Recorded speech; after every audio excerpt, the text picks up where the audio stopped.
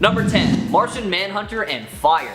Now, I'm not gonna lie, I am also not the biggest fan of fire either, and I would absolutely hate being set on fire for so many reasons. But for such a powerful hero who can shapeshift at a molecular level, change his entire genetic makeup to let him pass through solid objects, withstand ferocious attacks, or bend light waves around his body, it just seems a little silly, right? Not to mention that he comes from Mars, otherwise known as the Red Planet or the Fire Star. So why is this one of his biggest weaknesses?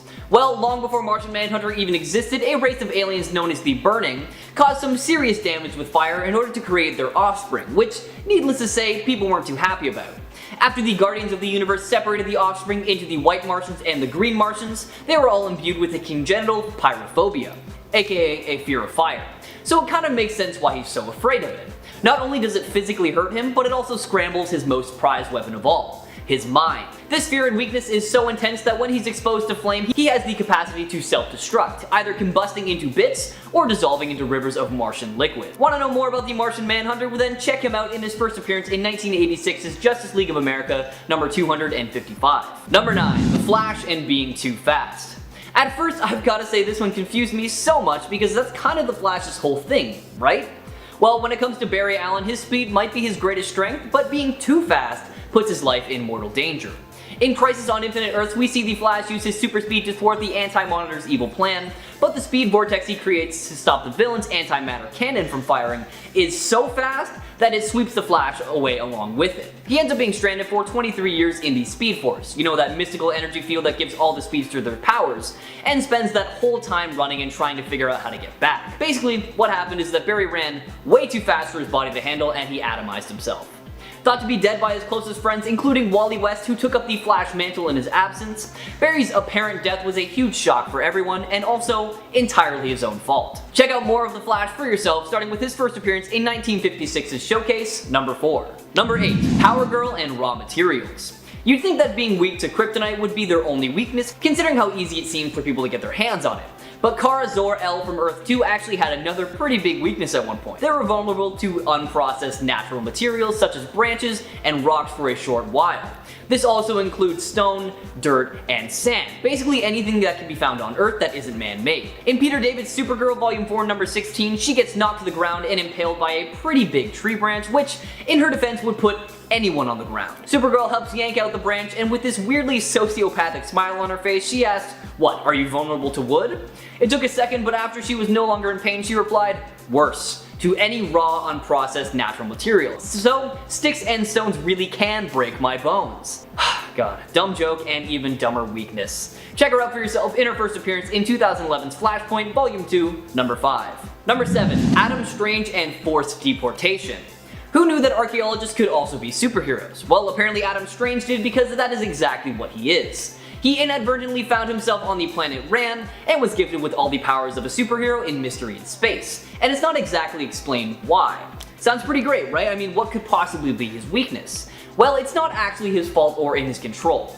This life of bliss he lives on Ran is frequently interrupted by his rather inconvenient transportations back to Earth, where he has no powers at all. The technology responsible for bringing him to Ran, the Zeta Beam, only allows him to remain there for as long as it's transmitting back to Earth. And as it takes the beam a few good years to reach Strange's home planet, it's not exactly easy to catch a ride back. Strange might have been recruited as Ran's savior, but his timing issues really make this role more of a temporary gig. He could be midway through his heroics before vanishing without a single trace. He even left his wife to nearly get eaten by a tiger once.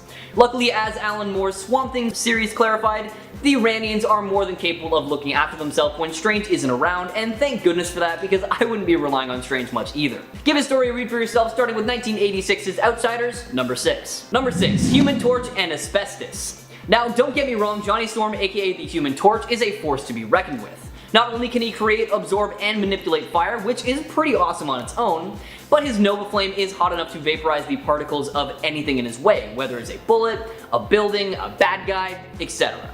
Interestingly enough though, his powers can't seem to penetrate asbestos. Now this doesn't seem like much of a weakness now, given that asbestos is now banned across most of the world, but back when the Human Torch was first created by Stan Lee and Ernest Hart in 1963, it was a much more common thing, as it was used to insulate pipes and wires, soundproof rooms, and even make cheap garden furniture. In Strange Tales number 111, Asbestos Man came into play, dialed up Johnny Storm, and arranged a showdown between the two. The Human Torch wasn't really all that into it, but he agreed nonetheless and showed up completely underprepared. Asbestos Man used his super asbestos suit, a fire retardant shield, and a fisherman's net to go toe to toe with the Human Torch, and he wreaked havoc on the Human Torch until he developed mesothelioma and needed an oxygen tank to stay alive. Moral of the story, kids, is always prepare for anything, and please, don't breathe asbestos. Check out more of the Human Torch's story starting with 1961's Fantastic Four, number 1. Number 5. Wonder Woman and being tied up. Superheroes don't come much more kick than Wonder Woman. She's an extremely skilled warrior with enough power to take on the gods and win, and she's shown time and time again that she can hold her own in the world of comic book heroes. However, the Golden Age Wonder Woman was bound by an interesting Amazonian rule that really did not work in her favor. Known as Aphrodite's Law, it states that when an Amazon girl permits a man to chain her bracelets of submission together, she becomes weak as other women in a man-ruled world. This gender-specific weakness lasted from Wonder Woman's debut in 1942 right through to the mid-80s, when DC finally retconned this out for good. This weakness is less literal than metaphorical, meant to demonstrate Marston's argument that women are only vulnerable to men when they choose to be. But still, I am very glad that this was gotten rid of for good. Check out Wonder Woman more for yourself, starting with her first appearance in 1942's All-Star Comics, Volume 1, Number 8. Number 4. Gladiator and Self-Confidence. Cal-Arc, aka Gladiator, is arguably one of the most powerful comic book heroes ever, gifted with planet-shattering strength, super speed, heat vision, frost breath, and a few psionic abilities as well. He's a superhero anyone would love to be. However, even though he is loved, he never really learned to love himself, and that is sometimes his biggest downfall. Although low self-esteem isn't exactly fun for anyone, trust me, I know, for Gladiator it's actually a fatal weakness. His power fluctuates according to his confidence, as seen in Dan Abnett's and Andy Lanning's War of Kings crossover in 2009. Get him to doubt himself or even his abilities for 1 second and he can be defeated by opponents with far weaker abilities than him. A prime example of this is shown in War of Kings number 3 when Rocket Raccoon manages to convince Gladiator his gun will hurt himself and despite withstanding far worse in the past, succumbs to self-fulfilling prophecy and is beaten. Give his story a read for yourself starting with 1977's X-Men number 107. Number 3. Daredevil and Loud Noises. Now we all likely know this, but Matt Murdock's loss of vision took away the natural gift of eyesight that we all take for granted and replaced it with echolocation, an uncanny radar sense that allows him to basically see things through sound. Unfortunately for many heroes, their greatest strength can also be their greatest weakness, and such is the case for Daredevil, as his extreme sensitivity to sound can completely incapacitate him. In Daredevil Volume 2 West Case Scenario, he is subjected to a high decibel ultrasound, 120 decibels to be exact, by the dastardly Purple Man, who knows his weapon is excruciating for a man of Daredevil's gift. Daredevil's head spins and he looks like a man under a sorcerer's spell, leaving him completely vulnerable to a follow-up attack. The same can actually be done using intense smells as well, since his sense of smell was also heightened after losing his eyesight. Although Daredevil can and does go toe-to-toe with pretty much anyone in a fight, he will get utterly emasculated by a stink bomb or a supersonic sound. Check out more of Matt Murdock for yourself, starting with his first appearance in 1964's Daredevil number 1. Loud noises! Number 2. Green Lantern and Wood. If you're a bit confused, that is totally okay. This is not a weakness that is common across all of the Green Lanterns, it's specific to the very first Green Lantern, Alan Scott. Despite being armed with a magical ring and a spectrum of pretty much limitless powers, Scott seemed to have another fatal weakness other than the color yellow. He first realized that this might be a problem for him after he was hit in the face with a wooden log, and then after a series of wins and victory laps, Scott realized tree bark might be his potential undoing. Put a little more succinctly, items made of wood cannot be lifted or broken by energy from the ring, nor can barriers of emerald energy stop projectiles crafted from wood. Apparently this vulnerability to wood was because the green flame was an incarnation of green growing things, and thus could not be turned against them. Guess you could say he, can't get wood. Check out the first Green Lantern for yourself, starting with 1940's All-American Comics, number 16. Number 1. Captain Marvel Jr. and his own name. Poor Freddie Freeman. Out of all of the weaknesses on this list today, he probably drew the shortest straw because his weakness is his own name. If Captain Marvel Jr. tries to introduce himself to a superpowered ally or for some reason feels the need to say his name in the middle of a battle, he'll instantly be transformed back into Freddie Freeman, a ordinary young lad who relies on a crutch to walk. Or if he speaks his superhero alias aloud in the guise of Freddie Freeman, he'll transform into a shimmering beacon of muscly justice and give himself away. Jerry Ordway tried getting around this flaw during Captain Marvel Jr.'s sporadic appearances in Teen Titans between 1995 and 1998 by having Freeman refer to himself as CM3, since he was one of the 3 members of the Captain Marvel family at the time. Also, he could avoid accidental transformations, but that change didn't really stick around. Honestly, for someone who inspired many of Elvis's onstage looks, that is one weakness that I don't know if I can overlook. Check him out for yourself in his first DC appearance in 1995's The Power of Shazam, number 3. Kicking off the list at number 10, Adamantium and Vibranium. Perhaps one of the greatest superheroes to go toe-to-toe with the Incredible Hulk is Wolverine. Especially in the Old Man Logan storyline, we find the Hulk as one of the few remaining superheroes on Earth. Now, this is when the Hulk had a little Hulk gang running around. They were actually responsible for the death of Wolverine's family. So when Wolverine came around to fight it out with the Hulk, he just straight up swallowed him. That's the thing about being a beast like this, you can literally just eat your problems away. But thanks to Wolverine's claws, he's able to easily tear his way out. See, Wolverine, X-23, and the Black Panther are all able to pierce the Hulk's skin. We can see this take place in World War Hulk X-Men. Number 9, toxins. In the Incredible Hulk Volume 2, Issue 110, we catch up with Banner after the spaceship that took him to Sakaar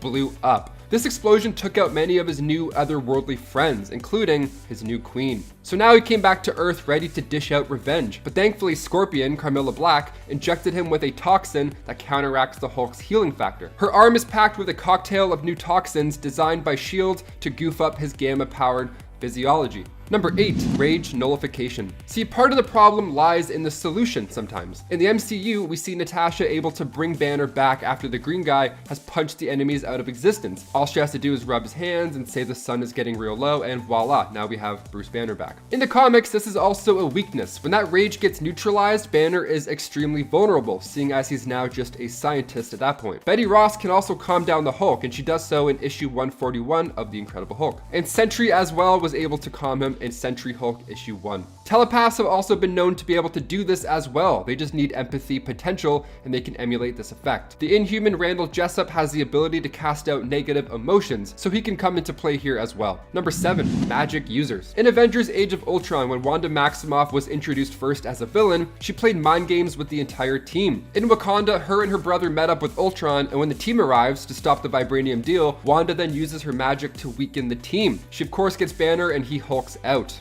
Big time. Now at this point in the MCU, like I mentioned, Black Widow was the only key to bringing Banner back out of the green guy. All she has to do is stroke his palm, tell him how the sun's getting low, and Bruce is back, naked and afraid. But this time, Natasha was under some spells herself. She was too busy reliving her dark past, while the Hulk just exploded and broke Johannesburg. It took Iron Man and his new Veronica Hulkbuster armor to come and knock some sense into him, or rather, knock some sense out of him. Number 6, enchanted weapons. While Wanda and her magic hands sure do a number on Bruce, enchanted weapons are also effective. We see this in Defenders issue 1. Now at first the Hulk thinks that he's above enchanted beings. He's like waving hands, glowing fingers, those are all stupid things. The Hulk can smash, I mean who needs magic anyways? So his plan was to just smash and smash because he never gets tired. Then in comes Strange and he wraps the Hulk in the crimson bands of Sidorak, all the while the Hulk is begging to be let free. He just wants to destroy something. He's boasting the entire time about how he never gets tired and just wants something to hit, something the same size as him. And then when Necrodamus enters the fight wielding an enchanted blade, well, the Hulk sure feels that one. Number 5, his lack of patience. One of the most intimidating factors of the Incredible Hulk is that he will punch first and ask questions later. It's great, except for when a plan is needed. He doesn't believe anybody is more powerful than him, so he lacks this concern in combat. He's overconfident that he'll win, and in Marvel Team Up issue 13, we see him run into the battle to take on the Skrull Titanus without even consulting the team, and of course, this is the reason he's the first to go down. Even in Avengers Infinity War, he surprises Thanos by jumping out at him, but the element of surprise isn't the only trick. It's not the key here. You can't just jump out, scream, and then start punching people all the time. Some of the time, definitely, but all the time, no way. Thanos punched him so hard he retired. Perhaps patience and better timing could have sufficed. Number 4, gamma radiation. Halloween was always awesome growing up. I would eat the candy while I was collecting the candy. I was just giving myself more and more energy to collect, and I did good too. But too much candy and now you're sweating. Now you feel sick, you're done for the night. Just the sight of a Kit Kat makes you wanna Too much of a good thing sure can hinder your night. Same goes with the Hulk when it comes to gamma radiation. Sure, it's the exact thing that powers him up so he's able to throw statues at his coworkers, but too much gamma radiation and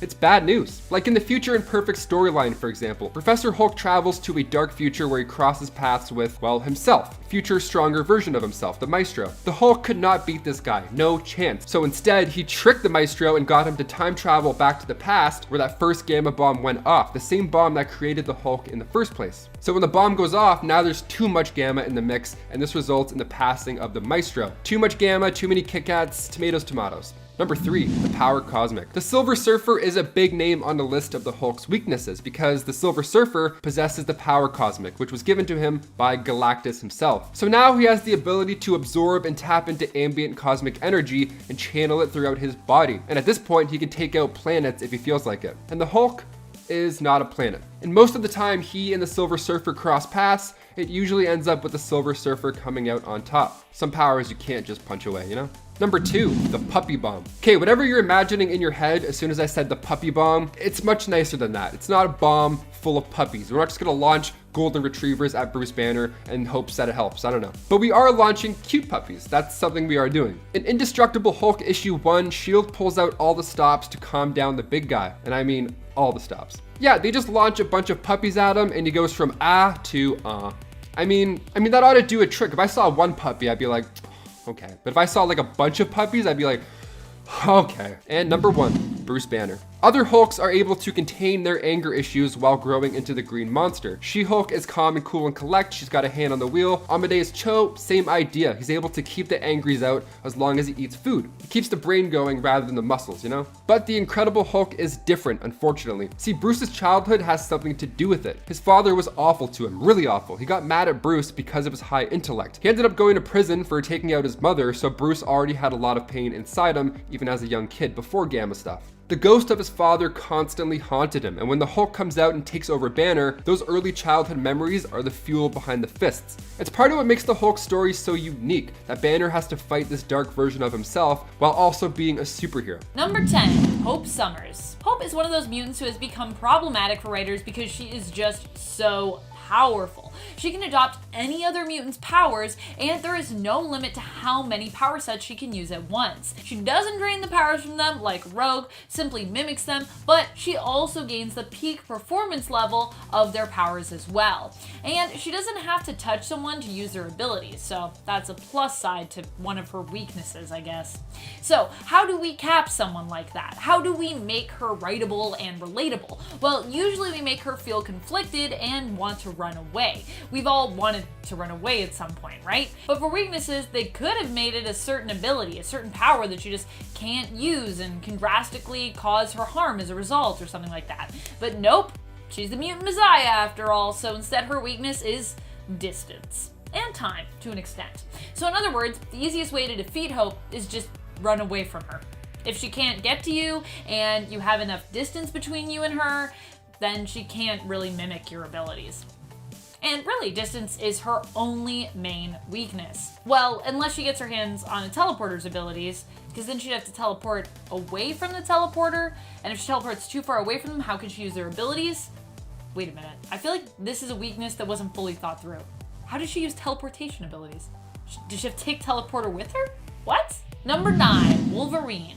Logan is definitely one of the most popular mutants, if not the most popular, and known for being one of the coolest and toughest mutants out there. So, what's he doing on this list? Well, not everything about him is as cool as you'd think, but one thing especially, that is his weakness to magnets. Now, granted, this makes sense. His adamantium skeleton is one of his greatest strengths, although likely it can be his greatest weakness in a way, as in old age it kind of poisons him. But beyond that, it also becomes a weakness when he comes up against anyone with magnetic powers, namely, you guessed it, Magneto.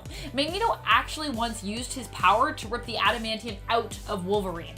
Ouch. Actually, I feel like he maybe has done this more than once in the comics, proving just how deadly this weakness can be for Logan. Well, it's no joke, and it does make sense. It just sounds ridiculous, and it makes me think of Wolverine falling to his knees if we were just to cover him in fridge magnets. And I know we'd likely need something stronger than fridge magnets to cause him harm, but still, this imagery is pretty hysterical to me. So if you think of Wolverine's weakness to magnets, it makes sense, but it just sounds ridiculous on paper. Weaknesses, magnets. Number 8, Nate Gray. Nate Gray might be insanely powerful and be able to do pretty much anything, but there is one guy who can cause him some serious harm. That's his kind of alternate version of himself / weird multiverse half-brother, Cable, Nathan Summers. Because these two share such an identical size signature, being in one another's presence actually severely messes with both of them. It causes their powers to go slightly haywire, forcing them to randomly share memories with one another, and even causes them visible pain. This is an especially odd weakness, considering that this doesn't really happen with any of the other alternates, or any of their other alternates, including Cable's evil clone, Strife. I think if it's gonna happen with Nate Gray, shouldn't it happen with Strife? Nor does it seem to be a common occurrence among any other alternates in the Marvel Universe. So, very strange. Number 7, magic. Magic's main weakness is her own emotions. She is capable of both good magic and dark magic, and when she feels intense emotions, if she gives into it, it can actually turn her dark, transforming her into her Dark Child persona, a sort of demonic and somewhat evil version of herself. So she's got similar problems to DC's Raven, of having to be careful about how strongly she feels about something. Having to not feel emotions as intensely for fear of what you do is about as serious as it is ridiculous. These weaknesses in comics seem to be given to the most powerful characters, because how else do you make them relatable and at least somehow defeatable? I mean, when Magic actually has all of her magical abilities, she's pretty OP. Number 6, Kitty Pryde, or Captain Kate as she's going by now, has a weird weakness in the sense that her powers are kind of also her weakness. Okay, hear me out. So, for one, she used to have the restriction, and still sometimes does, I think, depending on who is writing her, that she has to hold her breath while phasing. Now, fortunately, this has pretty much been changed because her powers have increased, and it was really pretty silly. Like, she has to hold her breath, yet she does all of these things. Doesn't really make a lot of sense. In fact, I think it was such a silly restriction on her powers that Marvel realized, oh, we should maybe change this. But beyond that, as useful as her powers are, they have also gotten her into trouble. So they're both a pro and a con in a way. Like when she managed to phase into that giant bullet, but found herself unable to phase back out due to the material that the bullet was made of and how thick it was. And yet, that material that prevented her from phasing out did not prevent her from phasing into the bullet and phasing her and the entire bullet through the planet Earth. So what is up with that? Also, is that bullet made out of adamantium? Because I couldn't find anything about that, but I know that Kitty Pryde has an issue with adamantium. So I'm just wondering. If anyone knows, let me know. Number 5, Cyclops. While Scott is trained to have great control over his powers, he's nothing without his visor, or his more casual sunglasses if we're talking about the film starring James Marsden as Cyclops. The ruby quartz lenses, or long single lens, help Scott to see without having to worry about shooting everyone up with his optic blasts, while his combat visor also allows him to direct his optic blasts in more specific ways, controlled by a ton of buttons that are in his gloves that allow him to change the mirrors and the screen in his visor so that he can manage all kinds of masterful targeting when it comes to taking down enemies. But if he loses his glasses or his visor, he actually can't see because he has to keep his eyes closed, and his powers become more of a hazard than an asset. This has rendered him useless before in battle and made him terrified to harm those he loves, his fellow X-Men and his longtime love, Jean Grey. I've also wondered if him seeing red means you could use this to your advantage when fighting Cyclops and find a way to sneak up on him, like if you had really good red camouflage made. So like he wouldn't see you. He'd be like, all I see is red. Where's that person? Number 4, Rogue. Rogue's main weakness is actually herself. Later on in her story, we learn that it is actually Rogue's own fear that holds her back. Her abilities could be controlled if she simply wasn't so afraid of them. Her first kiss with Cody Robbins, which left him in a coma, ended up being the event that created this fear in her and allowed her to believe that she was dangerous for the rest of her life, and as such, she became dangerous. Some self-actualization stuff going on in her story. But once she overcomes this fear, she is actually granted more control over her powers. Now, while I love this story and journey for her, especially because it's kind of relatable if you're the type of person to self-doubt, the revelation of this weakness also changes her character a lot. For a lot of people, the struggle of being so powerful yet so dangerous is what people really love about Rogue. How she is tormented by the fact that she is basically forced to live a life of full-on social distancing, 24/7. So for it to have all been in her head, it feels a little bit like a cop-out. Years of torment could have apparently been avoided if Rogue had just believed in herself more. Number 3, Iceman. Bobby is actually one of the most powerful mutants in the Marvelverse, and yet people might not always think of him when it comes to some of the most powerful mutants around. This is because what often holds Robert Drake back is his own imagination. Iceman has actually been capable of accomplishing insane feats with his powers, and may have been capable of that the entire time. He can create sentient ice golems and change not only his own form from ice to water, but he can also do that to others as well. What has prevented him from this? Well, his lack of imagination that he could do it. This fact also makes me wonder if this is true for other mutants apart from Bobby. Like, could all mutants just be a lot stronger if they were just more creative?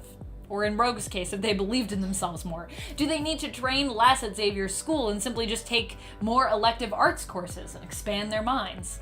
Or maybe some more therapy courses, deal with their stuff. Number 2, Gambit. Remy LeBeau often seems to be considered an underrated X-Men. He can create massive explosions using kinetic energy, which he focuses on an object that is charged by his touch and then explodes. He also has great control over his powers. He can charge something with kinetic energy and actually time that explosion, but there are 2 things that you might have noticed in the comics when it comes to his character. He never seems to charge people or any other organic life forms. So what's up with that? For many, they might just think that Gambit actually chooses not to because, you know, he's a good guy. But it has been debated in the comics that this idea of charging living matter might not even be an option for Gambit. So he can charge anything basically non-living, but nothing that is alive.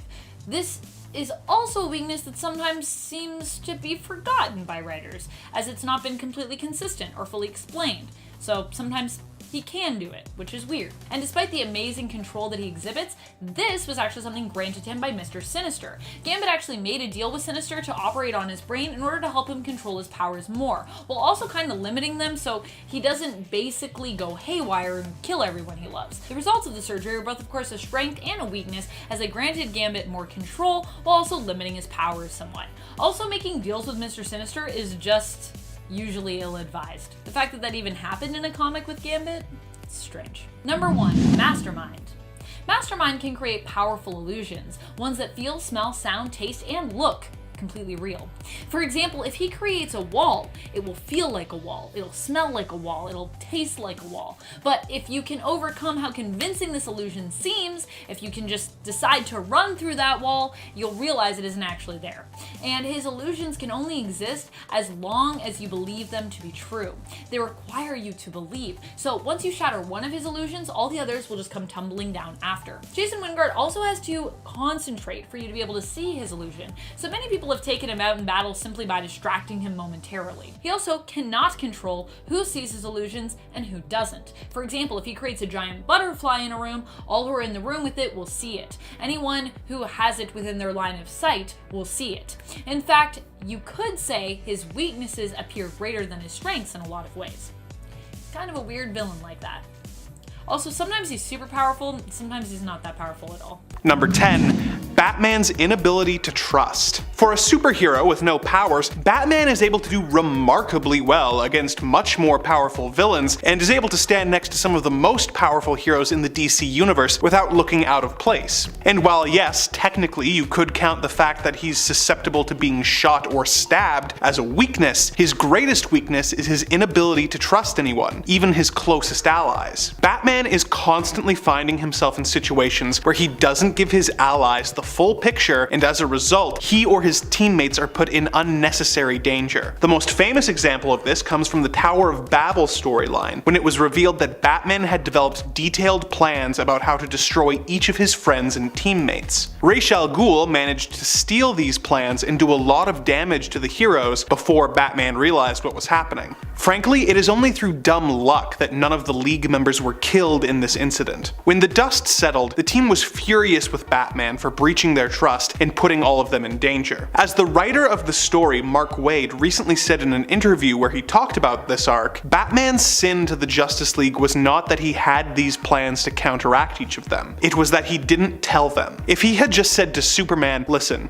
Just in case you want to know, I have a backup in case you ever go nuts. Superman would go, awesome, that's good to hear. This is a lesson that Batman has yet to really absorb, despite the amount of times his secrecy has blown up in his face, such as when he kept the Batman Who Laughs prisoner under the Hall of Justice without telling anyone. Number 9. Zatanna has to be able to speak. Zatanna is a stage magician who happens to be capable of real magic. She is capable of casting powerful enchantments that can range from turning enemies into rabbits or erasing their memories. She casts these spells by saying what she wants backwards. For example, when she wants to turn rain into flowers, she says Niar Semo Keb Suru Wolf. The one limitation on this power is that to cast these spells, she has to be able to speak the incantations. So, unlike other magic-wielding characters like, say, Doctor Strange, who could cast a spell by wordlessly waving their hands, if someone manages to gag Zatanna, she is incapable of doing anything to further defend herself, as happened when she was captured by the Joker, who slit her throat and threw her into a water tank. However, she was eventually able to heal herself by using blood magic and writing the spell backwards in her own blood. Number 8. Daredevil's radar sense gets confused. When Matt Murdock was a young boy, he was hit by a truck that was carrying a radioactive isotope. This isotope got in his eyes and blinded him, but also heightened his other senses, allowing him to develop his trademark radar sense, which helps him navigate the world and fight crime as Daredevil. While this does give him several advantages, it is also prone to being overstimulated by kinda random things. For example, if he ends up underwater, he can easily lose his bearings and have trouble telling up from down. Even worse though is his weakness to rain. This weakness is kinda inconsistent, as in other versions of the character, like the Ben Affleck movie, rain allows him to see things more clearly, but in the comics it is a serious handicap for the character. In issue 25 of the 2011 Daredevil series, Matt is fighting a villain named Ikari who has a similar radar sense. The fight leads them to a sporting goods store where Matt's narration reveals that he has always been worried that a villain will someday think to use a sprinkler system against him, as rain negates his sense of smell, overwhelms his hearing, and makes his radar sense practically useless, cutting his by 95%. Considering how often it seems to rain in Marvel's New York and how dependent Daredevil is on his radar sense, this is a pretty rough weakness. Number 7. Black Canary if she gets a sore throat. Dinah Lance is the second hero to use the alias of Black Canary, with her mother being the first. While her mother was limited to being a capable hand-to-hand fighter and being able to train canaries to do amazing feats, her daughter has the ability to unleash the powerful canary cry. How she manages this varies depending on the continuity, with it sometimes being a byproduct of a wizard's curse, and sometimes being due to her carrying the metahuman gene. But what the power does remains consistent. The canary cry allows Dinah to control her vocal cords to generate a powerful sonic attack that can deafen her opponents, and when she really lets loose, can destroy metal and even kill people. However, she needs to be in good vocal health to achieve this, and if she ever has laryngitis, she is unable to unleash the canary cry. However, even without the cry, she is one of the best martial artists in the DC universe, so she still manages okay. Number 6. Wolverine's metal skeleton. Wolverine has always been a powerful mutant sporting claws and a healing factor that makes him practically unkillable. Between that and his super acute senses, his more than a century of combat training, and his berserker rage, he is not someone you want as an enemy. These abilities got an upgrade when the Weapon X program got a hold of him and coated his skeleton and claws with an indestructible metal called adamantium. While this does make him even more durable, it does come with certain drawbacks. For example, it does make it much more difficult for Wolverine to swim, and foes often take advantage of this, trapping the clawed Canadian underwater and making him experience the feeling of drowning until he manages to escape. The other drawback to this, of course, is that it makes him vulnerable to magnetism. While this wouldn't be too bad of a weakness for most heroes, I mean, how often do you really come across a giant magnet in the world? Wolverine has the misfortune of being a member of the one superhero team that is constantly fighting against a character who is able to manipulate metal with his mind. At best, this makes him immobile for most of the encounters against Magneto, and at worst, it results in him getting his skeleton torn out. Number 5. Snowbird can't leave Canada. When the Inuit goddess of the Northern Lights, Nelvana, needed an agent on Earth to help prevent the return of the evil mystical great beasts, she mated with a human and had the shaman, Michael Two Young Men, use his magic to help deliver the child on Earth. Naria was given a decent grab bag of powers, the most notable of which is the ability to transform transform into any creature found in the Canadian Arctic. She has used this power to become owls, bears, and even whales, which makes her a formidable force against her enemies. However, due to Shaman not being specific enough when casting the spell that bound her spirit to the land, she is somewhat limited in where she can go. If Snowbird goes or is taken beyond the Canadian borders, she grows weak and sick. The longer she is out of Canada, the weaker she gets, and if she stays out of the country too long, she could even die. This weakness was discovered in Alpha Flight number 12 when the team learned that their leader, Guardian, had walked into a trap set by the evil Omega Flight in New York and teleported to his location to try and save him. Snowbird immediately became emaciated and old and nearly died, and was therefore more of a hindrance than a help in this scenario. Snowbird died in a later comic and was eventually brought back, and as a result, this weakness seems to have disappeared, as she has since traveled outside of Canada and has even left the planet without any ill effects. Number 4.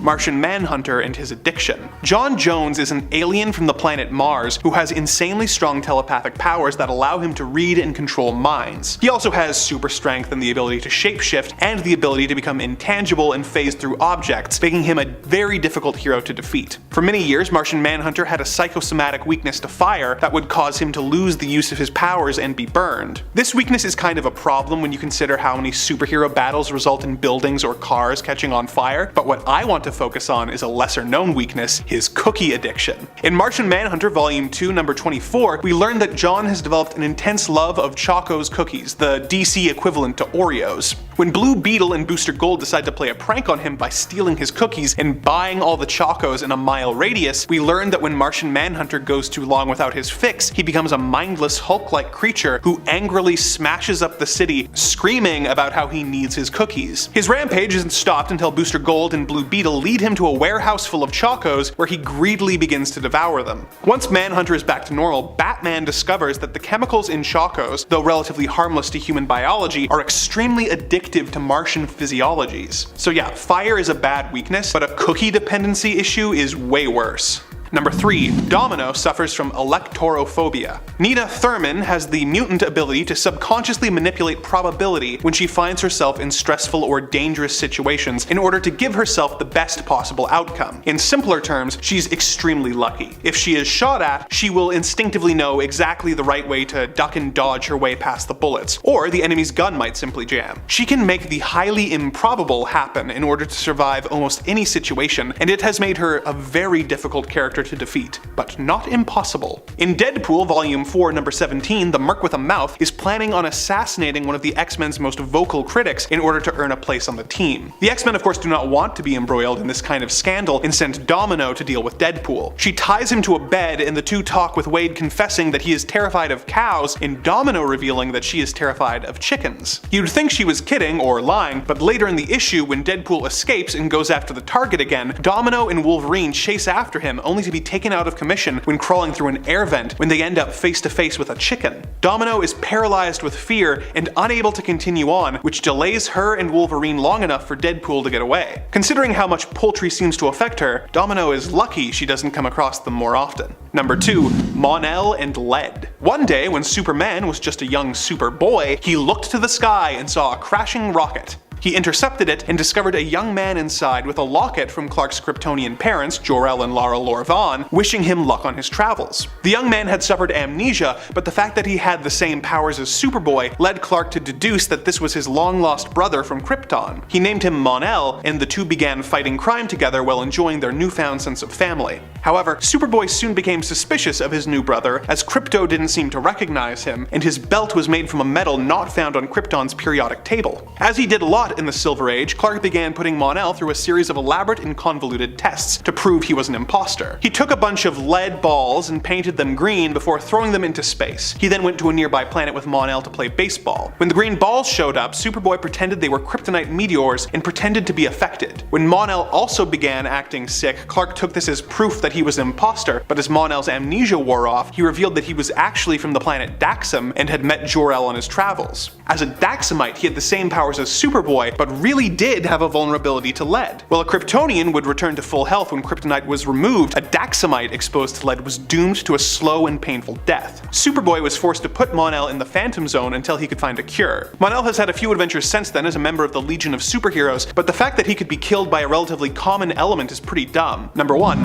Aquaman Aquaman gets dehydrated. As the son of a human and an Atlantean, Arthur Curry is capable of some pretty astounding feats. He is able to survive underwater and swim at incredible speeds. He has super strength and expert fighting skills, as well as the ability to control the oceans when wielding the Trident of Poseidon. Oh, and he can also talk to and control fish, an ability that might seem lame until he attacks you with a megalodon. However, he also has a weakness that is pretty silly. If Aquaman doesn't go back in the water every hour, he begins to grow weak and dehydrated. The severity of this weakness depends on who is writing the comic and what continuity you're in, but the Silver Age version of this character was particularly vulnerable. A great example of this is in Superman's pal Jimmy Olsen number 115, when Jimmy developed the same powers as Aquaman. A villain impersonating Superman was able to trick Aquaman and Jimmy into entering a competition where they stayed out of the water for an hour and then crawled through the desert trying not to die, as the fake Superman taunted them with a pitcher of water. For those wondering, Jimmy won the competition and was made the new king of Atlantis. After they defeated the villain, he ceded the throne back to Aquaman, but the fact that Jimmy beat him in a nefarious but fair competition, and by rights is the true king of Atlantis, makes you realize why Aquaman has so much trouble being taken seriously. Number 10. Spider-Man. Spider-Man is generally known for being one of the most powerful and most iconic heroes out there, but even he has his weaknesses. In fact, while many of them are not as famous as he is, some of them are pretty ridiculous, including his weakness to ethyl chloride, something that also slows and weakens spiders in the natural world. So if you were ever wondering if there might be a bug spray that you could use to fight against Spider-Man, the answer is actually kinda yes. Although make sure you bring a big spray can of ethyl chloride, as he is a lot bigger than your average spider. And friends, before we move on to our next spot on this list, if you are loving what we are doing here at Top 10 Nerd, why not hit that subscribe button? It really helps us out and you get more of our content, so yay! Number 9. Superman. Superman is a character that we generally associate with strength, but not often weakness, which is interesting considering that he actually has quite a few weaknesses, probably the weirdest among them being magic. The best way to defeat Superman would simply be to become a magic user, because against them he becomes kinda powerless. When it comes to the explanation for why, a lot of people's theories surrounding this have to do with the fact that Superman's powers are naturally occurring, not magic based themselves, although this is usually used as a means to weaken him in the comics, as he doesn't have a natural means to defend against magic, and it's one of the few things, like kryptonite, that his invulnerability does not protect him from. In fact, narratively speaking, this is likely why he was made weak to magic to begin with, to help give him more to struggle against as a character, as he's kinda OP usually. Number 8. Rogue. Rogue was one of my favorite characters growing up, and I think what I loved about her so much was the tragedy of her story and her powers. But what's even more, I love the way that Rogue overcame them. Still, this would be a terrible weakness to have, or have had, so that's why I'm including Rogue on our list. Rogue's powers allow her to adopt the powers of whoever she comes into physical contact with, actually taking their powers for herself, basically draining them. But that's not all Rogue takes with her touch. She can also take your memories and drain your life force. Or, at least, you know, she could do that. Rogue has since overcome this weakness by facing her fears. As it turns out, it was her own subconscious that was basically making it manifest. Number 7. Wonder Woman. One of Wonder Woman's original weaknesses seems to be in line with what she represents as a character: female power and strength. As an Amazon, Wonder Woman was initially also susceptible to losing her strength and power if she was ever restrained by a man. While some might see this as kind of a sexist weakness in the comics, I would actually see it as kind of being the opposite. To me, it's more meant to symbolize a history of oppression against women and its consequences. At least that's how I see that weakness. However, regardless of any greater meaning behind it, it was also a pretty silly weakness in the sense that it made Wonder Woman fairly easy to defeat under certain circumstances, and you know, if she was going up against men, because if they just found her bracelets, that's kinda it. So I do have to say, I'm glad this is no longer a rule for her in the comics today. Number 6. Nightcrawler. Well, Nightcrawler is a super powerful character overall, and an iconic and amazing character as well. He isn't actually the most powerful teleporter. This has to do with his weird restrictions and weaknesses surrounding teleportation. The big one being that he can only teleport teleport by a max distance of about, I believe, 2 miles at a time.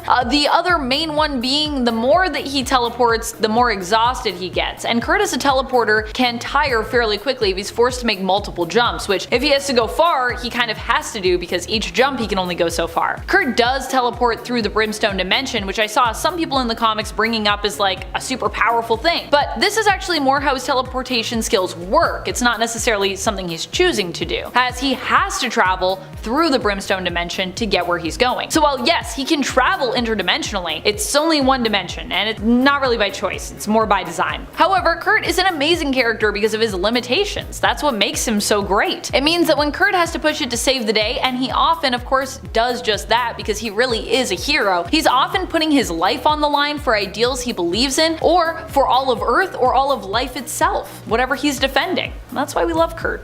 Number 5. Green Lantern. Hal Jordan is Green Lantern, or one of the Green Lanterns anyways, and as a Green Lantern he has a pretty iconic and ridiculous weakness. Or at least for a very long time in the comics he did have that weakness. Hal had a weakness to the color yellow. In fact, all Green Lanterns did for a while. This was as a result of parallax existing within the Green Lantern Corps' central battery. Having the entity of fear within the battery caused all Green Lanterns to develop a weakness to yellow, something that was used in All-Star Batman and Robin and Frank Miller's alternate reality to weaken and torment Hal Jordan's Green Lantern. In the All-Star Batman and Robin comic, Batman and Robin basically paint themselves and an entire safe house yellow, just to teach Hal a lesson about meddling in Batman's affairs. Number 4. Black Cat. Black Cat is an anti-hero over at Marvel Comics, who is generally known for being an ally and sometimes romantic partner of Spider-Man. While she typically is shown as being a skilled thief with acrobatic skills and superb training and experience as a fighter, at least that's how she was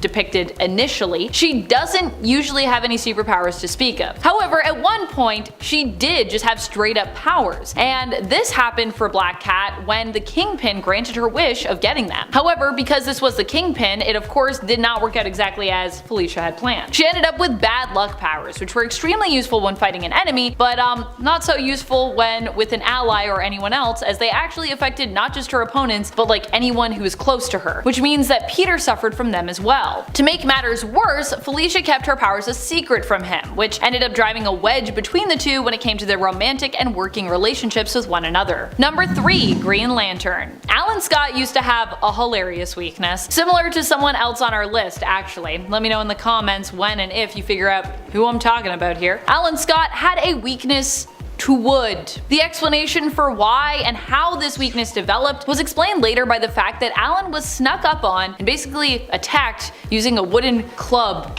sort of, and as a result he subconsciously manifested this as a weakness of his, due to him mistaking it for one when in reality, you know, it just hurts to get smacked by a piece of wood, because that just hurts. Thankfully, Alan Scott has overcome this, and this strange weakness that was actually originally tied to being the hero Green Lantern in the comics no longer bothers Alan or any other Green Lanterns for that matter. Number 2. Iska the Unbeaten. Iska is a super interesting character. On one hand, she is extremely powerful and can never lose. She can even potentially have her power utilized to manipulate the stakes of other competitions that she's pulled into. However, this also implies that there are times when she has zero control over her powers, in the sense that she cannot influence the result of an unbalanced battle. In fact, her powers will pull her to serve the side that will be victorious, regardless of whether or not she wants to, in terms of what her mind or her heart is saying to her. This has meant that Iska has been forced to turn her back on her own people, the mutants of Arakko, more than once. She has also had to fight against family, colleagues, and friends before as a result. Although the one thing she can control at times is kind of how she approaches the fighting part of, you know, the battle. Meaning that if she has the option, you know, she can try to fight others involved as opposed to those that she is specifically close to. Like during her fight against planet Arakko and the Great Ring, when she was teleported away to the planet's ocean by Nightcrawler and chose to stay there fighting the planet's creatures in the name of Uranos and the Eternals, as opposed to fighting her own people directly or continuing to fight them directly. Number 1. Power Girl. Power Girl probably has one of the weirdest weaknesses around. Despite being a Kryptonian who is on the level of Superman when it comes to her powers and her strength, she can easily be harmed simply if you use organic materials to hurt her. You know that saying about sticks and stones which may break your bones? Well, for Power Girl, despite having super durability and invulnerability, this is true. Sticks and stones could break her bones, but industrial industrial steel probably wouldn't hurt her for some reason. Raw organic materials which have been unprocessed are revealed to be a weakness of Power Girl's in Supergirl issue number 16 from the 1996 series. Power Girl shares this revelation with her alternate self from the main continuity at the time, who was shocked by the revelation. Which, I mean, fair enough, I would be too if I were Linda Danvers, who was Supergirl at that time. However, I will say I don't think that Kara has this weakness anymore in the comics, thank goodness, but in the 90s, it was a thing, and it was there for some reason. That's number 10, Identity Crisis. When She-Hulk was stuck in her Hulk form, she originally thought it was due to being overexposed to radiation, but later found that this was not the case, and that her issue was more psychological. Truly, many of She-Hulk's battles have come from within when it comes to her feelings and her overall persona while in her Hulk-like form. For a while, she was even forced to view her feelings towards her obsession with being the She-Hulk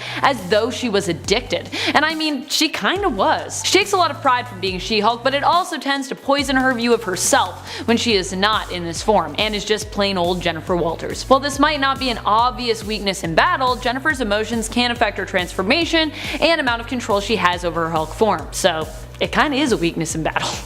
Sometimes. It's also just like a weakness when you're not in battle. You're like, who am I? Number 9, writers. She-Hulk has had some of the best writers involved in her comics over the years, with probably one of the most iconic being John Byrne. But while readers of the sensational She-Hulk would praise Byrne's work during his run, Jennifer Walters herself would beg to differ with our opinions. She-Hulk is famous for breaking the fourth wall, making it cool before even Deadpool, after he was introduced in the comics in 1991. She-Hulk herself made her comic book debut in 1980. Jennifer would use this trope to complain about all of the terrible writing that was happening within her comics, how she was displeased with the way she was being portrayed, and would often call out tired comic book tropes that were constantly being repeated within the comic book world of storytelling. As She-Hulk saw it, John Byrne was one of the worst things to happen to her, and him writing this made him one of the best. Unfortunately, She-Hulk never came around to our point of view though, comically going so far as to kill Byrne as his run in the series came to an end in issue 50. Splat. So funny. Right on the sidewalk. Number 8, her cousin. That's right, we're gonna talk about Bruce Banner. I know what you're thinking, but they have such a great relationship. What are you talking about, Amanda? Well, Jennifer Walters may love Bruce. It is sometimes her love of Bruce that ends up being her downfall in a fight. Jen is one of the few people that can talk Bruce down, and while this mostly works in the comics, sometimes it just results in her being badly beaten. Of course, She-Hulk is so strong that she can kinda just take a beating, but also being beaten to near death by the one that you love seems like a bad play all around. In World War Hulk, She-Hulk was expected to be the one who might be able to reach Bruce while he was threatening the lives of the heroes responsible for sending him away, and he thought responsible for killing his beloved Kara. However, this just resulted in her getting beaten to a pulp as Hulk was too far gone for her to bring Bruce back. So while her bond to Bruce can sometimes be a strength, it can also end up leaving She-Hulk weaker than when she started when it comes to being healthy and battle ready. She was like, come on, just like maybe don't be Hulk right now, and he was like, you're making me even more angry. Number 7, sadness. Feels so weird to say this is a weakness. When Jennifer Walters wakes up after the events of the Second Civil War, she discovers that Bruce is gone, that he was deemed too great of a threat and taken out by one of Hawkeye's arrows. She mourns him. This fresh loss and the stress that comes with it causes her transformations to become uncontrollable. They are now tied to her grief, and when she gets swept up in thoughts of her cousin, she transforms. But she is no longer the green, fun-loving She-Hulk we once knew, but a less intellectual, gray She-Hulk, a monstrous-looking creature. She is able to use this form to her advantage, but changing has become a place of pain for Jen, causing her to often avoid superheroics and only transform to work on beating her own internal monsters, and occasionally to help those close to her, or simply to defend herself, or to smash things. Taking it out. Anger. Take that grief out in anger. It's alright though, 'cause she is her friend Hellcat. Number 6. Blood disease. When Jennifer contracted a blood disease, it appeared as if she might die. She ended up having to turn to the famous Spider-Man villain turned sometimes hero, Morbius the living vampire, to have it cured. Michael Morbius, being a famous hematologist, was able to cure Jennifer and save her life. And in fact, during the process, she also gained the ability to control her transformations. Later, she repaid Morbius's help with this deadly weakness when she represented him in court. She-Hulk is actually known for being otherwise immune to contracting most types of diseases or ailments, but her blood seems to be kind of a weak spot for her, perhaps because it is the source of her power. Number 5. Rage. For most Hulks, rage is a key ingredient, as Bruce Banner has famously warned us before when he says, "You wouldn't like me when I'm angry." For She-Hulk, this famously tends to not be an issue. Well, except for when it is. Whenever She-Hulk's radiation levels are askew, it creates an imbalance which can result in her going into a rage as a result of her transformation. Rage is a dangerous emotion for Jennifer because it puts blinders on her and often makes her unaware of her actions. She has ripped Vision in half, attacked her teammates, and destroyed an entire town as a result of being forced to give in to her rage. Rage for her equals bad. It's not a good correlation like Bruce Banner. Number 4. Red Hulks. While She-Hulk may be strong, the best way to take her down in a fight is by simply being stronger than her. And both Red Hulk and Red She-Hulk have proven they're capable of just that. Red Hulk seemed to tap into that lack of control and wild abandon of rage more freely than their green counterparts. At one point, Betty Ross's Red She-Hulk, who was in full rage mode, even ended up killing She-Hulk. Well, at least we thought she did. She choked her and left her for dead. It turned out that She-Hulk was actually in stasis, and so she never really died. It just looked like she had died. Ha ha ha, comic book trickery. She-Hulk also would later kick Red She-Hulk's butt, so fortunately Red She-Hulk would not remain a weakness for Jennifer forever. Though the Red Hulks have given She-Hulk a fairly hard time before, so how do you beat a Hulk? Usually with another Hulk. Or maybe a Hulkbuster. Biggest weakness, people that can punch harder than her. 3. Nanites. For a while in the comics, Jennifer Walters was depowered as a result of being injected with spin tech. Tony Stark had her depowered, fearing that she would try to interfere after discovering the plot behind her cousin's disappearance. Fair enough, she probably would've.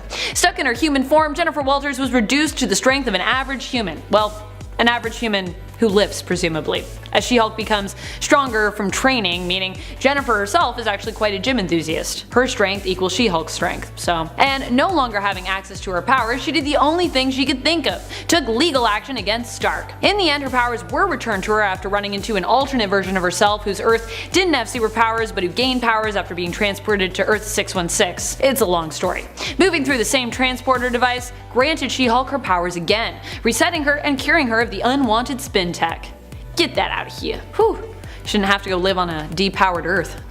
Be awkward. Number 2. Fear. For a while, fear becomes She-Hulk's trigger, meaning that whenever she gets afraid, it causes her to change. This has been a recurring issue for Jen and a weakness in terms of her actually being able to keep control over herself and not lash out at her teammates. When we're talking about Hulks, a lot of the weaknesses we're really talking about here are a lack of control. Typical werewolf type story or Jekyll and Hyde story. Scarlet Witch's influence caused her to rage and caused her to almost kill Captain America and tear Vision in half. Not truly the real Vision, but of course She-Hulk did not know that at the time. Afraid of what she was capable of, She-Hulk went into hiding. But during the search for She-Hulk storyline, her greatest fears become reality as we see her lose control again and destroy the entire town of Bone, Idaho. Poor Bone, Idaho. Number 1. Radiation. Wait, doesn't radiation give her strength though? Well, it does, but that doesn't mean that it can't mess her up. Her increased exposure to radiation in a SHIELD helicarrier was thought to be the cause of her being unable to shift back into her human form. It was later revealed that this wasn't really the case, but then later on, after being exposed to the radioactive Jack of Hearts, she began to lose control of her cool. She became more like her cousin, rage-fueled and uncontrollable. One of the best things about She-Hulk normally that makes her so powerful is her ability to remain level-headed while hulked out.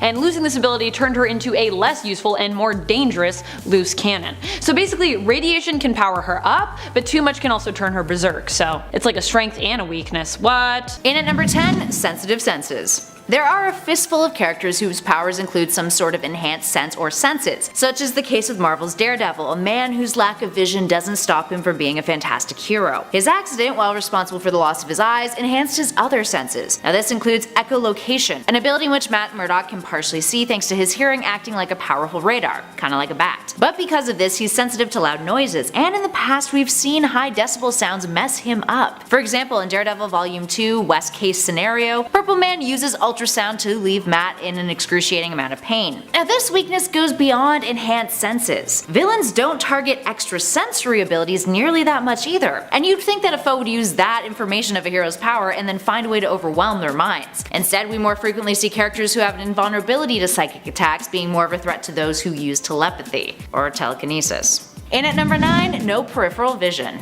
This one kinda seems like a given, but I personally cannot think of a single comic in which I've seen this go down. Also, feel free to comment in those comments below and inform me. So, have you seen some of the cowls and helmets on these heroes? It's like wearing horse blinders on your head. The lack of peripheral vision should be a major issue in the superhero community, but we never really see or hear about it, do we? It would be easy to sneak up on some heroes and, being in their blind spot, attack them. Now obviously that wouldn't happen with a hero like Batman, who's just like prepared for everything and can probably see out of the back of his head, but that being said, not everyone is Batman. It's also surprising that more heroes don't suffer from tunnel vision either. A self-imposed tunnel vision, that is. And at number 8, unprotected faces. Here's one that we really adore. So, say you're a superhero. You have superpowers and you want to put them to good use. So you whip up a costume and begin a career as a vigilante in your hometown. But a few neighborhood patrols in, you find yourself face to face with an armed criminal. He manages to catch you off guard and points a gun right at you. And bam, shoots you right in the face, specifically where your mouth is, because like many other superheroes, you wear a cowl or a helmet that covers the top of your head and your eyes and the sides, but is lacking in the lower half of your face, leaving that area exposed. Now imagine if someone got close enough to Batman and stuck a gun right into his jaw and shot him point blank. Bruce Wayne can survive a lot, but a bullet to the brain, still pretty questionable. Although I feel like he would somehow be so prepared that he would know that was gonna happen, so maybe Bruce Wayne isn't the best example to use there. And at 7, open spaces. Imagine this. You're Peter Parker. You're chasing after a villain who's committed a slew of crimes and put innocent lives in danger. While tracking them down, your investigation takes you to a big, wide open area, like a rural field or some other vacant land with relatively flat ground. And that is when you get jumped. But guess what? There's nothing to shoot off your webs and swing around from. Sure, you can jump and be acrobatic and whatnot, but if there's one thing that Marvel's PS4 Spider-Man video game has taught us, it's that Spidey dominates when he's up in the air. And it is much easier to get hurt or shot at when you're on the ground. Open areas also provide a lack of cover, which may not help out other heroes who lack the invulnerability that others have in their skill set. All in all, city's good. Big open desert spaces, probably very bad.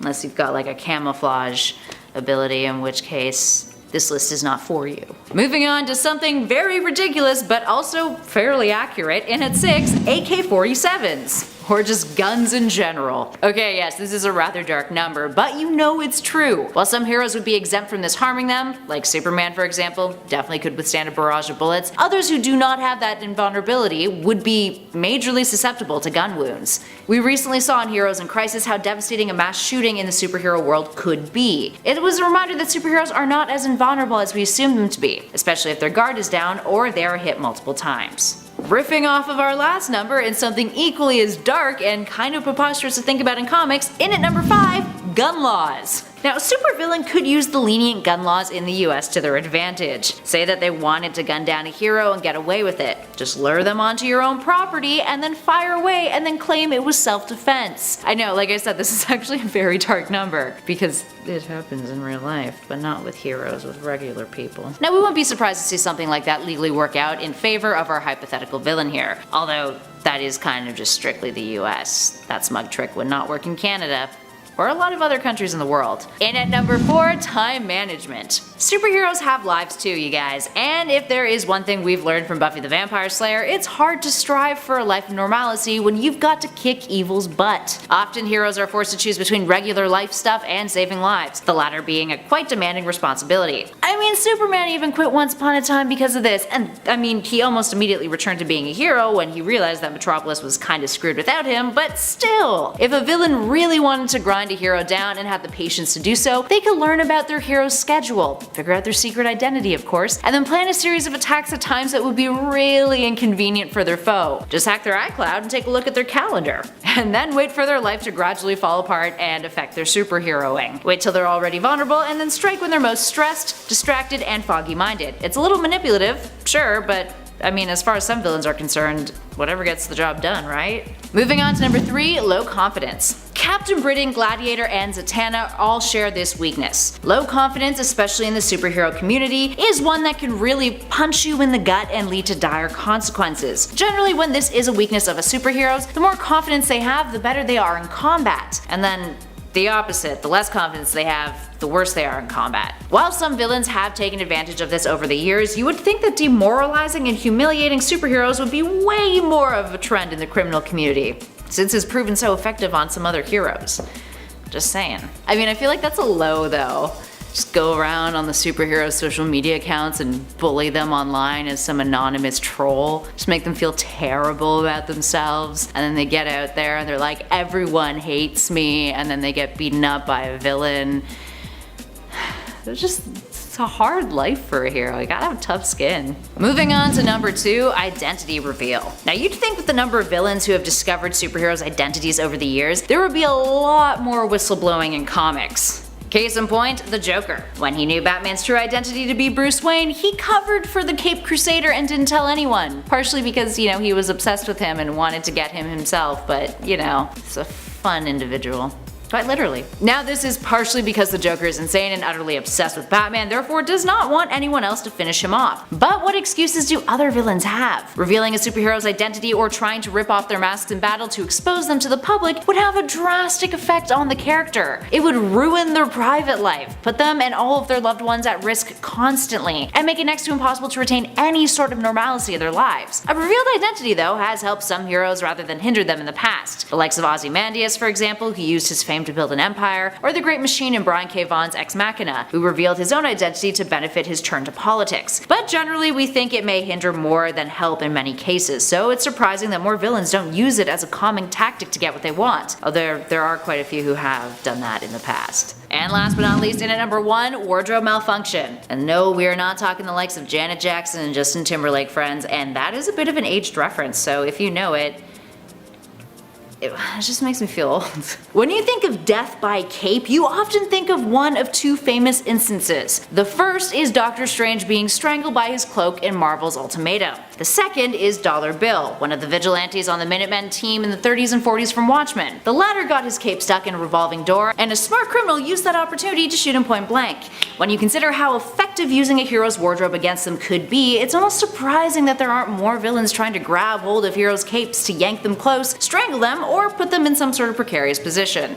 Number 9. Red Sun Radiation. While our sun can certainly recharge the Man of Steel back into punch mode, Red Sun Radiation can do the opposite of heal. It can damage Kryptonians because it gives off more radiation. So in Superman War of the Supermen, we see a red sun instantly start to weaken and suffocate Superman and Supergirl. It's because red sun radiation replaces the yellow solar energy in Superman's cells, eliminating his powers. Red sunlight was actually the main source of solar energy near Krypton, but Clark spent so much time around our sun on this planet that it clearly works better for him. Except for his mustache, whenever it comes to that. Doesn't really seem like anything works with that upper lip problem that we have. Number 8.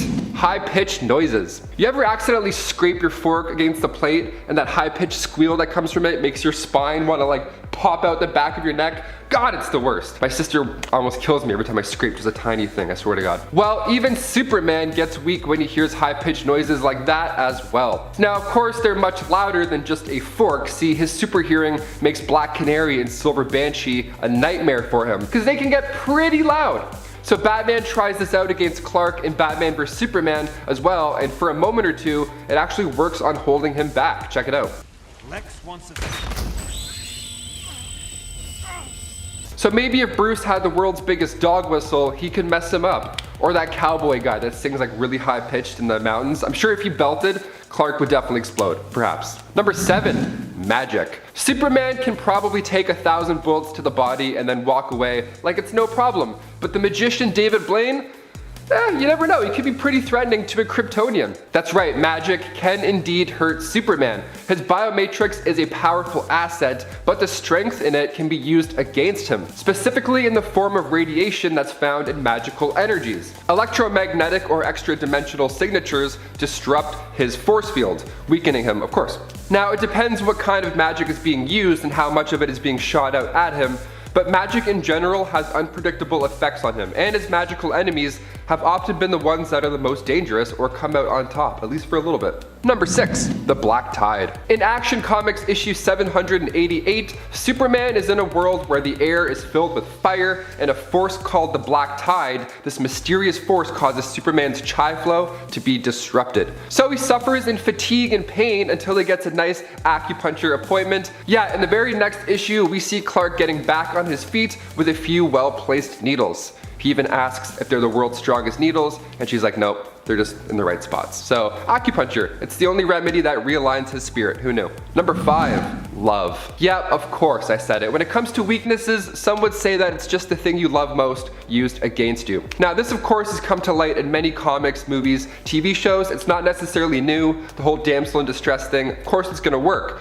Where in order to keep Superman to bend at your will, you just gotta get Lois Lane or Martha in your custody, and then you can get Superman to go and fist fight Batman. It's the best. And then we watch movies eating popcorn. We're like, yes, keep fighting. In Batman vs Superman, we see Barry Allen pop in from the Speed Force to let Bruce know that Lois Lane is the key. What key? What was he talking about? Well, that plus the nightmare sequence, it was apparent in that film that she was the key in preventing the Man of Steel from going evil and causing this world to look like chaos. Their love is keeping Kal-El from going nuts. Number 4, lead. Superman is the best at playing hide and seek. He can see through walls, so no matter where you're hiding, odds are he's already found you if he's looking for you. But if you were to hide behind a lead wall, you just may win that game of hide and seek against a Kryptonian. How crazy is that? He has vision that matches the properties of X-ray. They call it X-ray vision, but the thing is, X-rays don't work with lead. That's why when you get an X-ray done at the dentist, they slap that bulletproof vest on you, then they like plug their ears and run out of the room. It's because that's lead. That's a no-go in the hashtag X-ray life. So it can actually help Superman out a bit though. See, as lead can block out kryptonite radiation. So it's, you know, it can kind of help Superman, but it can also be used against him. Superman's got a real love-hate relationship with pencils, it seems.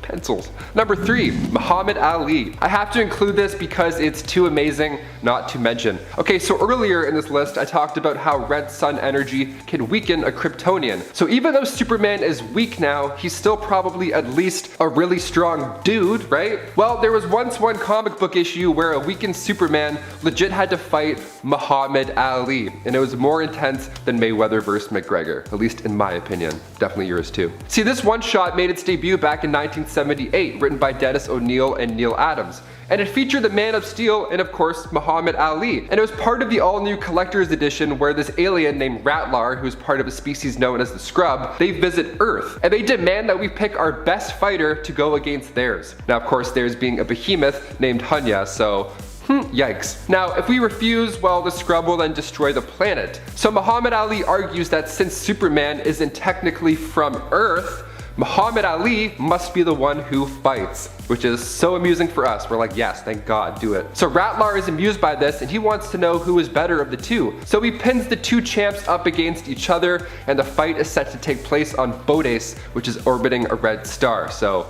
no more crazy powers for Superman, just old fisticuffs. And Muhammad Ali drops the Man of Steel. I would say I'm surprised, but Ali is literally the greatest, so not too surprised here.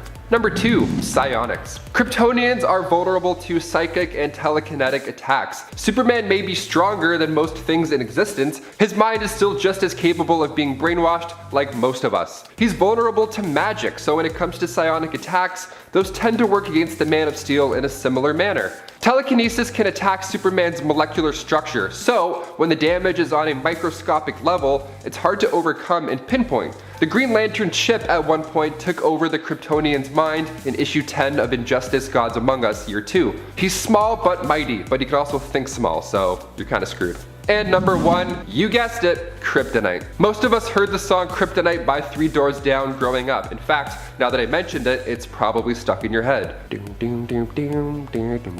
So good. My first song I ever learned on guitar. That's right, kryptonite. Okay, since the final days of Krypton, its remains were now deemed radioactive after the whole explosion thing, and parts of kryptonite were now floating around in space. This crystalline substance has a specific radioactive wavelength that's lethal to those who are native to its reality. The most common form is the type we see in Batman vs Superman. It's called bright green kryptonite, and it's poison to Kal-El. In the comic Batman and Superman issue 44, he gets a blast of kryptonite shards to the face, and it does not look pleasant in any manner.